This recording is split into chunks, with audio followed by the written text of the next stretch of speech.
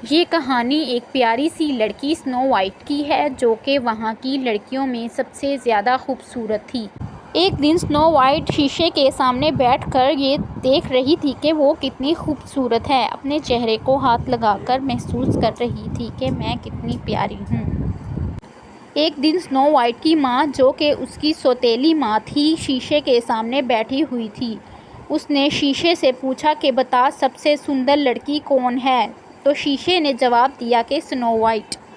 सौतेली माँ ने स्नो वाइट का हुस्न हासिल करने के लिए उस पर जादू करने का फ़ैसला किया। उसके जादू करने से स्नो वाइट का सारा हुस्न उसके ऊपर आ जाएगा। क्योंकि सौतेली माँ बहुत ही बूढ़ी हो चुकी थी और बहुत ही भयानक थी।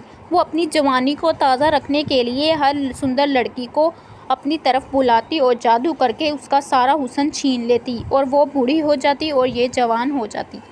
उसने एक शिकारी को कहा कि वो स्नो वाइट को जंगल में ले जाकर मार दे, लेकिन शिकारी ने ऐसा नहीं किया। शिकारी को स्नो वाइट से हमदर्दी हो गई और उसने उसे जंगल में ही छोड़ दिया।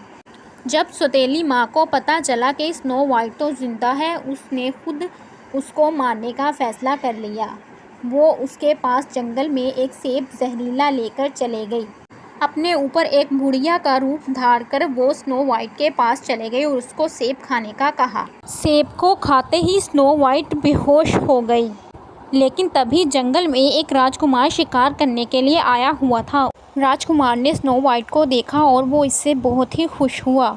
उसने स्नो वाइट के माथे पर जैसे ही हाथ रखा तो स्नो वाइट दोबारा से जिंदा हो गई। स्नो वाइट को भी शहज़ादा पसंद आ गया और इन दोनों ने आपस में शादी कर ली और उसकी स्टेप माँ को सज़ा दी गई।